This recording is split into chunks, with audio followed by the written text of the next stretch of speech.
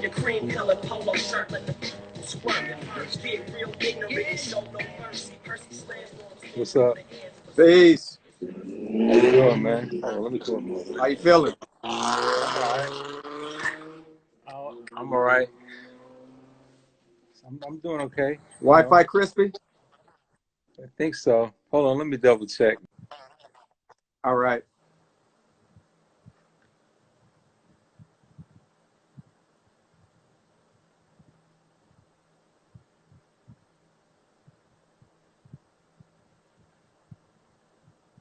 My Wi-Fi on. I was on the regular, so I'm good now. All right. Looks much better. While everybody's joining us right now, can you briefly tell us how you've been staying busy during this COVID pandemic going on right now? Man, I have 8-year-old twins. So They you've keep been me busy. Yeah, I've been busy. I mean, that's been my focus because, school's out and, I'm not going out of town for anything. So it's just basically, pretty much every day with the kids. Right. hmm What do you think the new norm is going to be once things level out? I think pounds, the stock in pounds is up and the stock in shaking hands is down. Yeah, I don't know. Like, I guess I should try to say it in respect to music, but, like, you can't really, no matter how much you do with the music online, it isn't the same as, seeing somebody live. So I think that part, once we finally get all the way back, because I think that live shows are going to be they're going to be that's going to be the last thing that comes back. Right. And so I think that's I don't think that's ever going to go away. I was hoping initially when, everybody started DJing online before everyone was getting kicked off and stuff, that would start kind of the norm for people interaction. But again, it's like one of those things where people get used to, seeing that stuff for free. And so if you can't monetize it, then it's not really going to go, artists ain't going to just do that forever. Right. So, I don't know, man. Um, I guess the hope is that we, at least from the music standpoint, get back to normal to where, at least to the point to where like people will come out to live shows. Hold on, let me put on some headphones because I feel like I get okay. some feedback. Sounds good. I hear like myself. Hello?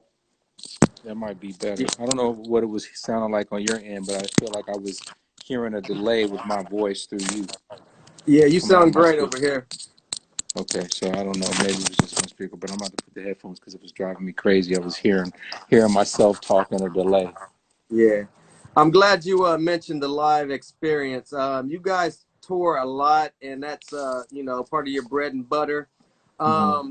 What are you guys doing, if anything, to as far as restructuring and precautions, just in case this COVID comes back and it doesn't hurt you as much financially next time? I mean, I don't know. I haven't really thought a lot about that. I just kind of I haven't had that long-term thought process. I kind of was just like, um, and at some point it'll come back, and it's just about sustaining until then. I think with music, I think the most important thing, and it's been this way for a while, is to you know have different forms of income. And so, like, when people stopped paying for music, it was like, now what? More touring, hopefully more licensing, more focusing on merchandising and different things. And so so I think it's just going to be more of that. I mean, as artists are artistic people, so always find a way to kind of survive. Right. Unless you're at the top of the heap. Most artists are struggling in one way or the other, and are like one or two checks away from or canceled shows away from like trying to go search for their rent. So Right. you know I kind of have always lived that way in a way because, like, we've had success, but it isn't like none of us are rich per se. You know what I mean? And so you're always Right. grinding. It's always a grind for like an independent hip hop artist. Right. For everybody logging on right now, this is History Lesson, episode 71. I am with Domino from the legendary Mighty Hieroglyphic crew. Thank you again for joining us this evening. What up to everybody? I want you to take us back on a little history lesson, and I just want to get maybe some of your greatest memories. You have a lengthy discography, and we don't have time to get into all of it, but I do want to highlight some of your most memorable moments of your career. But if you can start by taking us back where you were born and raised at. I was born and raised in San Francisco, California. I lived in the city most of my life, my whole youth life, and I didn't move out of the San Francisco till I was in my 20s. And that's after I met Hiero. And so, for the most, and then after that, I've lived in various places, back to the city, back to the East Bay. But I'm born and raised in San Francisco, California. Can you take us back to your teenage years? What was a day in the life of Domino growing up in San Francisco? Um, Let's see. I mean, my main focus has always been music and sports. And so I was either like, playing sports, whether it was like on, teams in high school or, on the street, you know what I mean, with my friends. And so, though, and that's kind of always been my focus one way or the other. And then, as I got out of high school, my focus was, more on music. I wanted to be a, a sports journalist. I went to San Francisco State to be a sports journalist, but then I ended up, jumping off that and focusing on music, and then the rest is history, as they say. What was your earliest memories of hip hop growing up in San Francisco that you've seen firsthand? Um, well, the earliest memories was hearing Rapper's Delight on the radio. That's probably like my first memory of anything that had to do with hip hop. And then I don't remember where this. I mean, and then basically after that, I was hooked. I was listening to a lot of like um, disco funk type stuff, like Bartes, Rick James type stuff. All they were all from that same era. And so. Um, But once I got a taste of Rappers Delight, and then I think the Grandmaster Flash the Furious 5 Freedom, I think was the next song that I got into, and so I just kind of kept going with it, and then just started following it and following it. As far as personally experiencing it, it was probably the Breakers and the Lockers, in the Mission District, back in the early 80s. I do remember, maybe even late 70s. I remember a lot of the lockers. They used to be dancing to like, to various, electro hop type stuff. That's, to Clear or whatever, and so that's probably the hip hop dancing, and graffiti is probably something that I used to see around, I grew up in the Mission District in San Francisco, and so I saw a lot of that growing up there. How did you get involved? Was DJing your first foray into hip hop?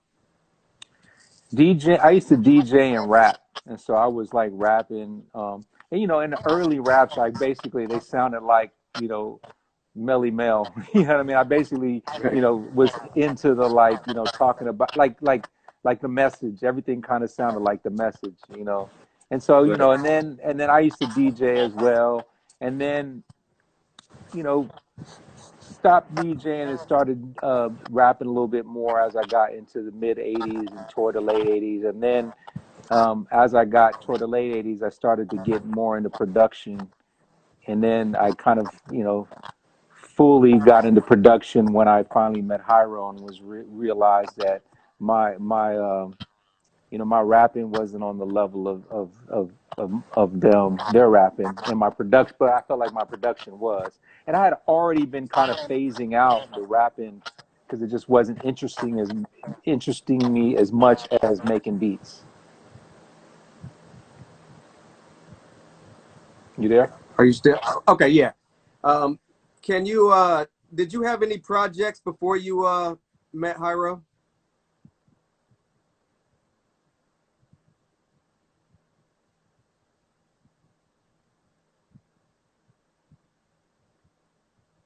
Can you hear me?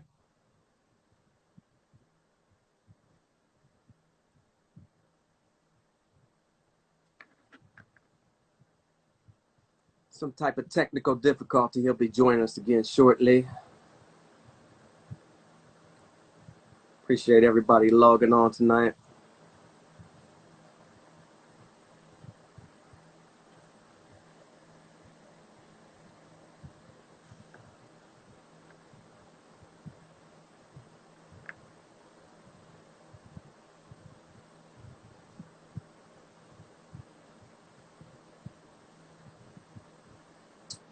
Hello?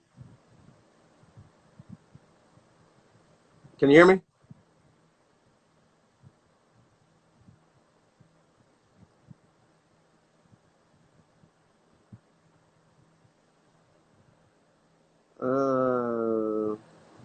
Let's see.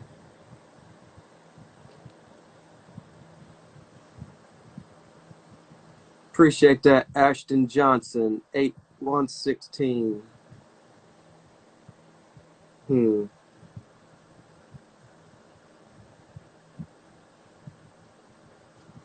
Something to do with the sound. Anybody have any tech info to help us out?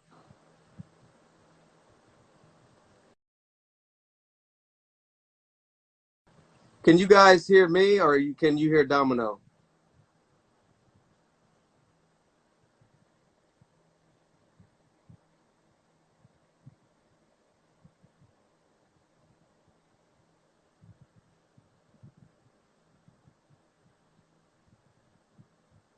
Can't hear Domino. Okay, I can hear you now. I'm back. Okay. I'm Was back. it maybe the headphones? I don't think so because I took them out and I still had to. But so I'm off the headphones. So let's see how it works. All Can people right. hear? Can Yeah. everyone hear us now? Or Yeah. somebody said they hear me. All right, cool. All right. Did you have any projects out before you met Hiero? Not really, like nothing that got released. It was just like I was doing demos and stuff with Right. a partner of mine in San Francisco. I had a bunch of homeboys that we used to do songs together, and but nothing that ever got exposed. It was just kind of circulating among our friends. So was Hiero already formed by the time you met them? Yeah, they were. Most of those cats grew up together in Oakland, and so they were doing demos, I know. And then by the time that I met, I'll tell you the story about it. I mean, Yeah. I've said this many times, but basically, in around 1989 and 90, I rented. There was a record store in San Francisco called Groove Merchant Records, Yeah, I've been there. yeah, and it's still there, but it used to be up the street like a block and a half up from where it is now, Okay. and it was different owners. And I used to rent out the storeroom in the back of this record store, and it was like a little studio apartment. It was like the first time I lived on my own. And so I was like, studio. It was like literally a box, and it was like, a little kitchen and a little step up into a bathroom, and I had all my equipment there and all my records. And so Dante Ross, who was at the time working at Elektra, and he had previously worked at Tommy Boy Records, and he worked for Def Jam. He used to come in because he used to come to town for the Gavin convention, which used to be in San Francisco, and his father lived in San Francisco, so he would come out there. And the owner told him about me, and then somehow we connected and talked, and we got to talking about records, and we realized we had a lot of common tastes. And so when he would come back to town, we would link up, and then I eventually was playing him stuff. and he was, you know, after a while, after, you know, I don't know how much time had transpired since we first met, but basically he was like, yo, man, I like your beats, man. I just signed Ice Cube's cousin, Dub. And he says, and he has a whole crew of cats, and you should link up with them. And so basically he told me about them, and then I called Dell one day, and he and A Plus took Bart to where I lived in San Francisco. Actually, after by the time this transpired, I wasn't living in the studio anymore. I was back at home with my mom in San Okay. Francisco, and so basically, they came. They took Bart. I picked them up, and they came. You know, they came over. I was playing them beats. They were rhyming, and then I think at that time, I think we equally kind of realized that, hey, yo, I need to get with these dudes, and they were probably, you know, I recall them saying, yo, we need to get with him. You know what I mean? Right. So at the time, there was no one in Hiero who just exclusively made beats. Most of them were kind of MCs first, but they also made beats, you know. And so, and I had, you know, I wasn't down with them, so I had a different sound, different records, whatever that I was sampling. So I brought something different to the table, and so that's kind of how it happened. And at this point, Dell was signed, and he had recorded his first album, but it wasn't out yet. So it was sometime 1990, I would guess. Right. So you wasn't there with for my brother George. I wish my brother George was here. You wasn't there for that session? Nah. I wasn't there. I had nothing to do with the recording of that. It was done by the time that I had that I had gotten down with them. But he but then what it wasn't out yet, so I was, you know, I was in, you know, the first singles video, sleeping on my couch. You know, there's a few shots of me in there, and then I also, the first actual production that I had anything to do with was for a single on that first album.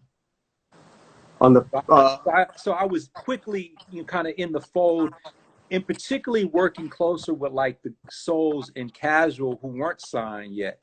And so I was kind of like helping them because Del Scene was already on his way. So I didn't really have a lot to add to what he had gotten going on so far. So I kind of was more focused on Casual and Souls, and particularly Casual, because Casual was really, he was a lot more proactive about calling me. We used to be on the phone every night, pretty much. And I used to play him beats, and he used to rhyme, and or we'd be on like three-way with other dudes, and you know what I mean? It was, you know, three-way era. So right. three-way calling.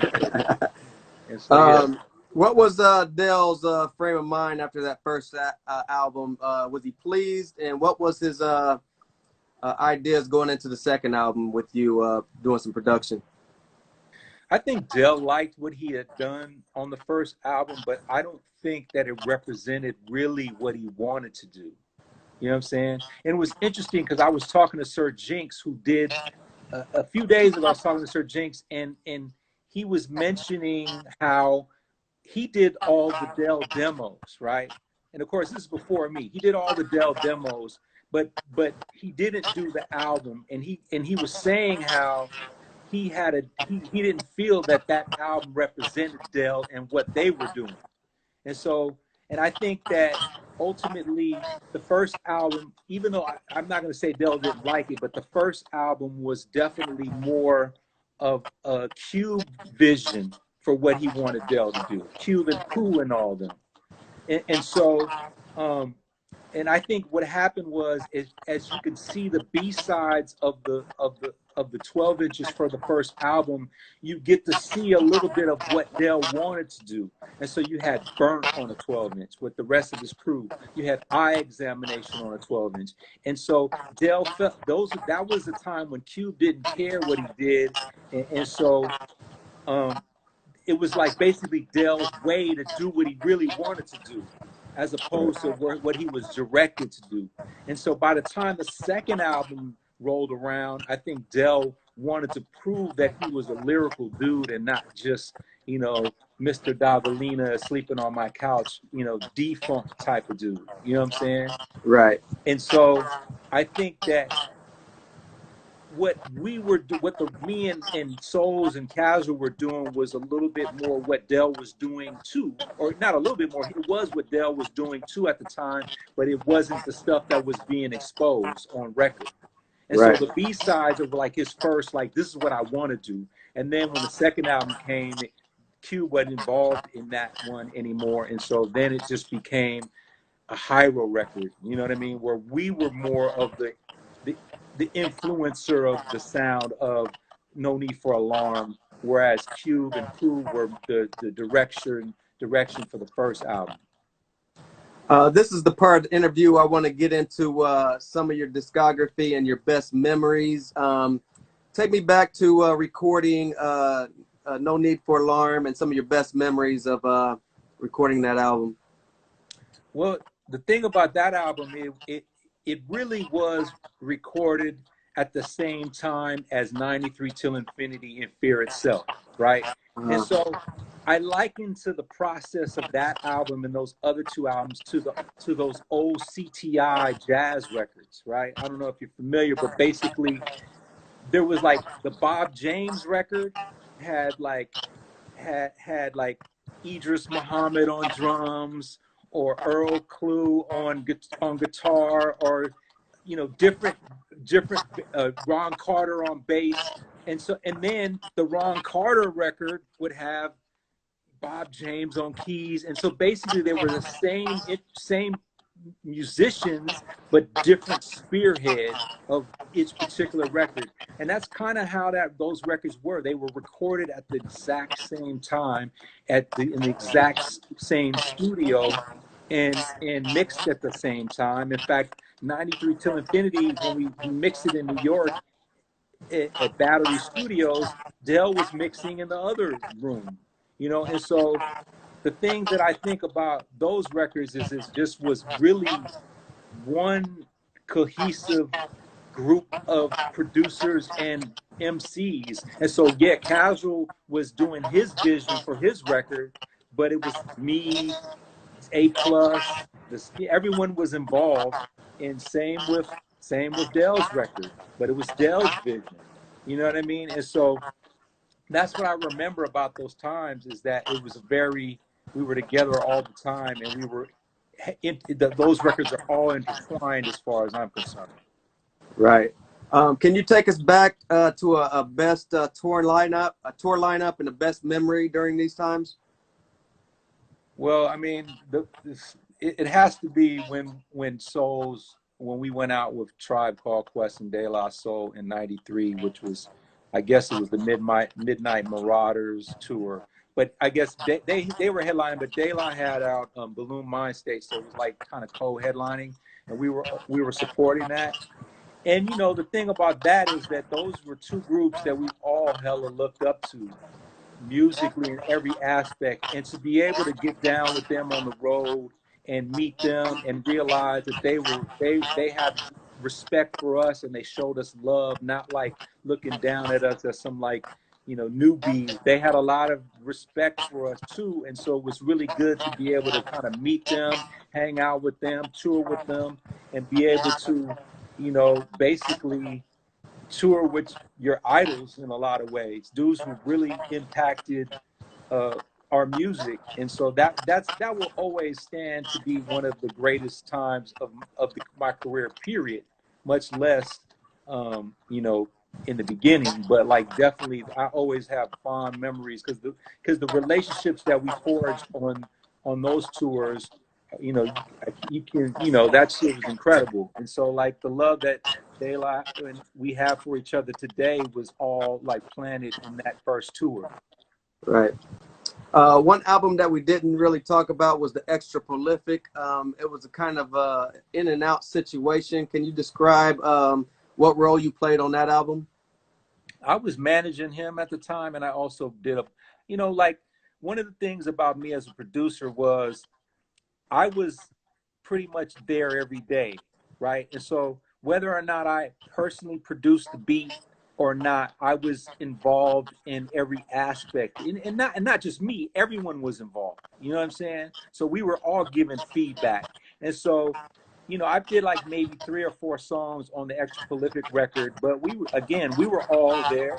We were all kind of, I was saying things about his beats or Casual's beats. We all were like kind of giving our input to different songs and different, you know, the rhymes. Say, no, that ain't tight enough. You should kick that again. Like, and so I was just like the other three. I was in. This was a little later though. It wasn't when we made those other three, but um, that album, we were all there for that too. And so, you know, like I was heavily, you know, part of the direction of that record as well. During Casual's album, did you witness anything, any tensions with him and Sin-seer during that session? No, at the time that we recorded Casual stuff, they were cool. And Casual asked him to come in and drop that song. What was the song called? Was it That Bullshit or That Bullshit? Yeah. And so yeah, we were all there. It was all good. The tension between them didn't start till Sin-seer got signed and was recording his album. Was